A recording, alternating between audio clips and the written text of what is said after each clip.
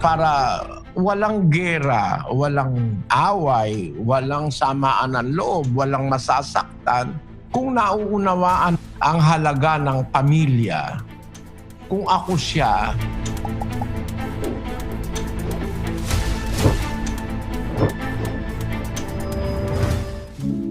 ang masasabi ko, ang isa sa paraan to buy peace para may kapayapaan. Sa batas tinatawag yan, to buy peace, yung para wala na lang kaso, magpatawaran na. O kaya magtiis na yung isang bahagi. Kasi meron tao ayaw magpatawad, ayaw magparaya, ayaw sumuko. Dun sa nakakaunawa, magtiis ka na lang. Yon ang paraan ng pananatili ng kapayapaan. Ang sabi ni Pablo sa 12:18 ng Roma, Kung maaari, ayon sa inyong makakaya, ay magkaroon kayo ng kapayapaan sa lahat ng mga tao. ayon sa makakaya mo. Ang salita ng Diyos hanggang dun sa makakaya mo.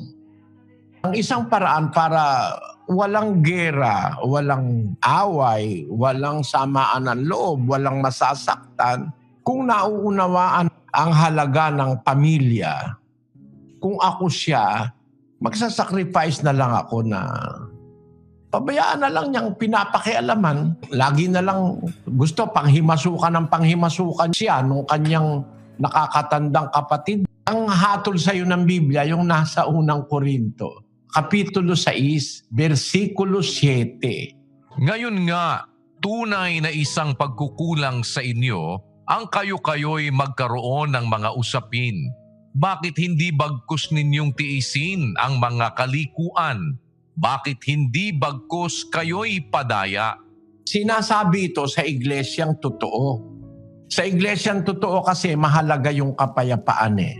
Kaya nga may magpapatawaran, papatawarin ng kapatid, papatawarin mo yung pagkukulang ng kapatid, pupunuan mo yung kulang, uunawain mo yung hindi nakakaunawa, something like that. Kaya ang sabi niya sa magkakapatid sa iglesia sa Korinto, isang pagkukulang sa inyo, kayo-kayo magkaroon ng usapin. Para walang usapin, ba't hindi niya nalang tiisin ang kalikuan? Ba't hindi na lang kayo bagkus padaya? Kung konting bagay lang naman, hindi naman malaking bagay, hindi naman mangangahulugan ng buhay at kamatayan, padaya ka na. Halimbawa, parang ako, ang akin sinuturo sa mga kapatid. Halimbawa, kapatid, yung kapitbahay mo nangutang sa'yo 500, hindi na binayaran, wag mo nang awayin. 500 lang naman yun eh.